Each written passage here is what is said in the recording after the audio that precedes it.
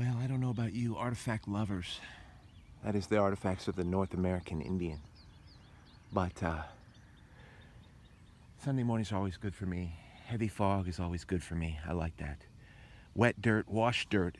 I mean, it just keeps adding up. Lots of things good for me that I like.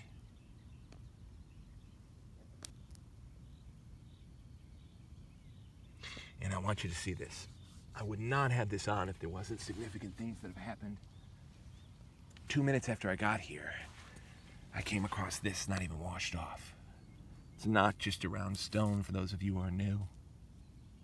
They don't happen by accident in the farm fields, especially with not broken, completely worn off ends. We'll look at that. But down here, I stepped, kicked dirt, and I was about to flip this out. Flip a stick, and look at this thing. I think could have a break on the back, but I think that's a Guilford, and they had masters who did quartz in great ways here. I don't know yet. I have too many places that are in too good dirt because of 7, 8, 9, 10 inches of rain in the last 3 weeks. Look at this stuff here this morning. I mean, I've been here half an hour. I was praying and I was talking with a friend lately about pottery and about artifacts.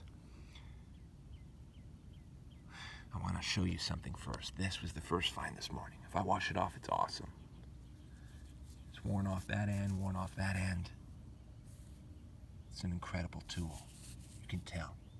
In my human hand, the human hand that used it and held it 4,000 years ago, 3,000 years ago, still using these 2,000 years ago. Awesome. Now look at these. I mean, I'll take field finds like this, even with great bases. The quartz work they did around here was incredible. I mean, look at this. This is a vein quartz right here. And I have to economize my time this morning because I don't want to run out of time without checking this place. Here's a piece of strawberry quartz. Sturdy and rugged.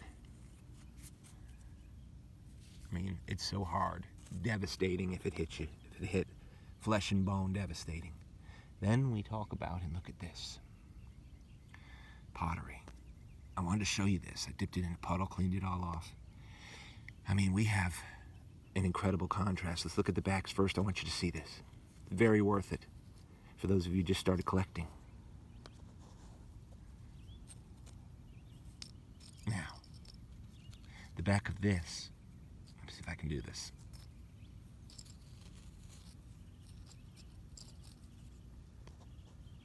The back of this piece of pottery is different than the back of that and the back of that.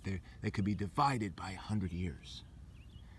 But this is interesting. They used a rock and perfectly smoothed the back inside where they pressed this clay into a pot to fire it. That's the top rim. There is no hands that did that. It was a talistone, or it was a smoothing rock that they used for pottery. Check out how perfectly smooth that is. This one, a human hand did it. Human fingers did it. Look for yourself, the difference.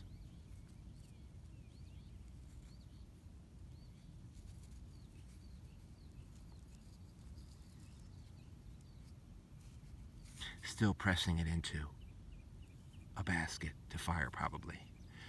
But on the inside, it's all smooth by human hands. You can tell.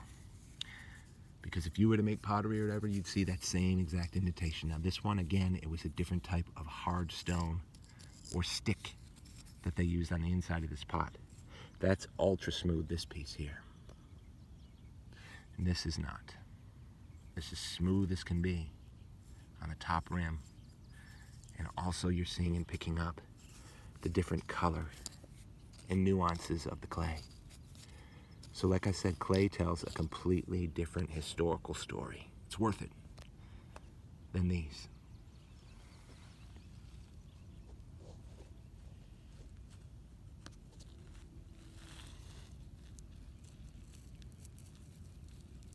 Look at that tip.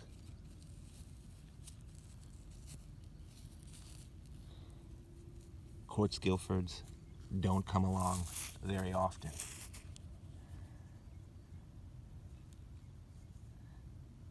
Now in the streams and out west, the closest thing I know to this is what you call Agate Basins. These are old though. You're looking at 4,000, 5,000, even 6,000 BC.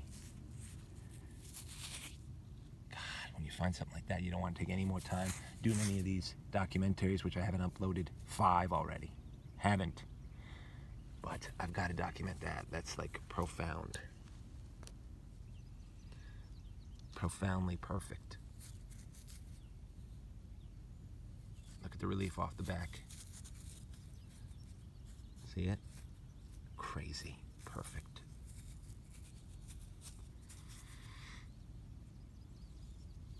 It just takes your breath away.